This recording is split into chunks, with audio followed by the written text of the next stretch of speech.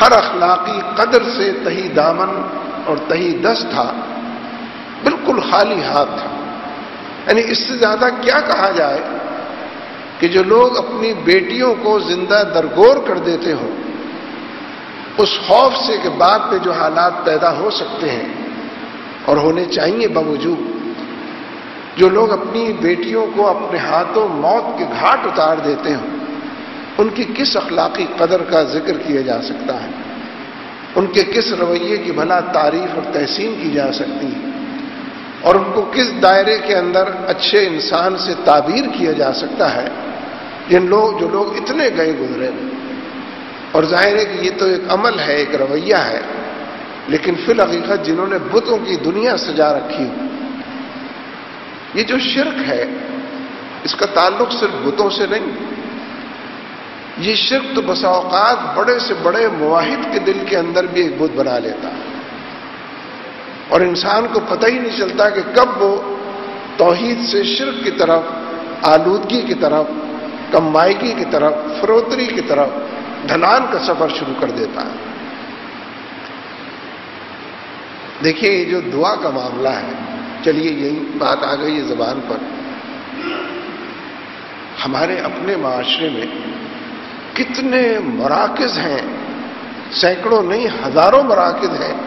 جنہیں لوگوں نے قبولیت دعا کا مرکز بنایا ہوا ہے، قبولیت دعا کی آماجگاہ بنایا ہوا ہے۔ ٹھیک ہے اس میں عام دنیا دار لوگ بھی شامل ہوں گے، لیکن اس میں بڑے بڑے سکہ بند دیندار لوگ بھی شامل ہوتے ہیں، اپنا اپنا فلسفہ نظریہ پیش کرتے رہتے ہیں، لیکن فی الاصل جس کو توحید کہا جائے، خالصتاً للہ، اللہ تبارک و تعالیٰ کی شان میں، کیسا عجیب لفظ میں استعمال کرنے جا رہا ہوں، اللہ تبارک و تعالیٰ کی شان میں اگر میں اور آپ مل کر کوئی کمی کر بیٹھیں تو اس کو شرک ہی کہیں گے۔ کہ میرا اور آپ کا خیال یا کسی کا خیال یہ ہو جائے کہ یہاں سے اتنے میل دور چل کر اگر فلاں جگہ پر جا کر یہ بات کی جائے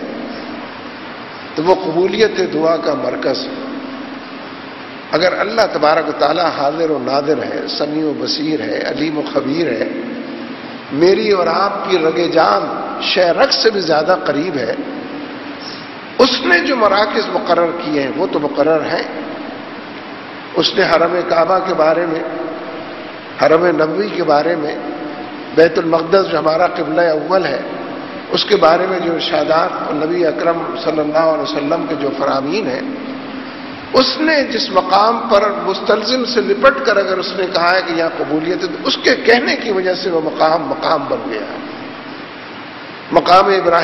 ابراہیم قرار پایا ہے، اس کی اطلاع اور نبی صلی اللہ علیہ وسلم کی تصدیق کے نتیجے میں ہم تک یہ بات پہنچی۔ وہ اگر یہ کہتا ہے کہ حرم کعبہ میں نماز پڑھنے کا ثواب 1,00,000 گنا ہوتا ہے،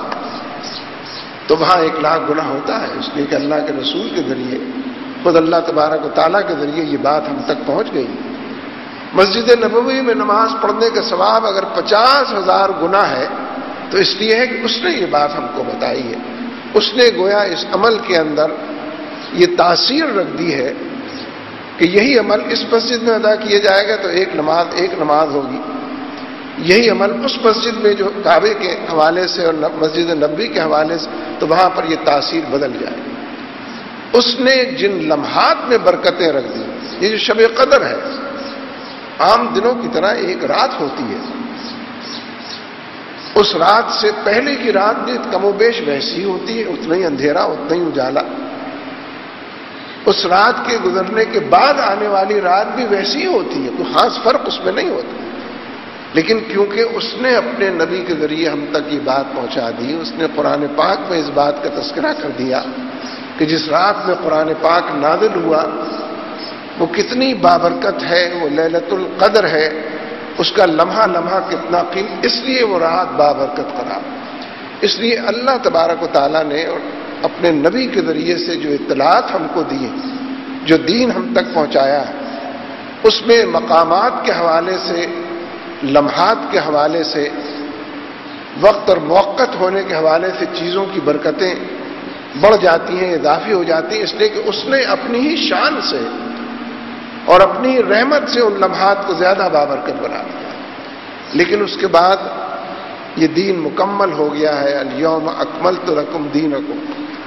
واتممت، پوری نعمتیں جو ہے وہ تمام ہو گئی ہیں، دین کامل ہو گیا. اب اس دین میں میری اور آپ کی تو پھر کیا حیثیت ہے ہما شما کی، لیکن کوئی بڑے سے بڑا بزرگ بھی اور دانا اور بینا بھی،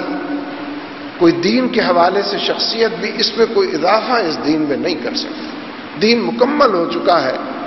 اس لیے کہ اس میں اضافے کا مطلب تو یہ ہے کہ گویا نبی صلی اللہ علیہ وسلم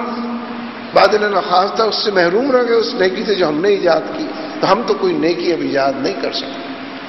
ہم کسی نئی برائی کا کھوج لگا کر اس کی اطلاع لوگوں کو نہیں دے سکتے. سارے اصول اور کلیات، سارے قاعدے اور ضابطے نیکی اور بدی کے بارے میں، اجر اور صلے کے، پکڑ اور باز پرس کے بارے میں اللہ اور اس کے رسول صلی اللہ علیہ وسلم بتا چکے ہیں، سمجھا چکے ہیں، دل و دماغ کی دنیا میں اتار چکے ہیں. اور کامل دین بالکل اسی طریقے سے جیسا کہ اس وقت اور اس لمحے تھا، آج بھی اسی طرح محفوظ ہمارے پاس موجود ہے. اسی لیے بات آ گئی ہے. تو یہ جو ہمارے پاس مسنون دعائیں ہیں یا قرآنی دعائیں ہیں، قرآنی دعائیں تو بہت واضح طور پر دکھائی دیتی ہیں، لیکن جو مسنون دعائیں جو ہم میں سے ہر ایک کو کچھ نہ کچھ ضرور یاد ہے، اس میں بھی اگر ہم کسی الفاظ کا لاحقے کا اضافہ کرتے ہیں تو بالفاظ دیگر ہم یہ کہہ رہے ہوتے ہیں کہ نبی صلی اللہ علیہ وسلم نے جو دعا سکھائی ہے اس میں یہ ایک لفظ کی کمی رہ گئی تھی، میں اس میں اضافہ کر رہا ہوں. منو ان دعاؤں کو اسی طریقے سے مانگنا. اور یہ خود ایک الگ موضوع ہے. حقیقت یہ ہے کہ نبی صلی اللہ علیہ وسلم نے جو دعائیں مانگی ہیں جو آپ سے مسنون ہیں اور جو امت کو آپ نے سکھائی ہیں، رہتی دنیا تک کوئی مسئلہ،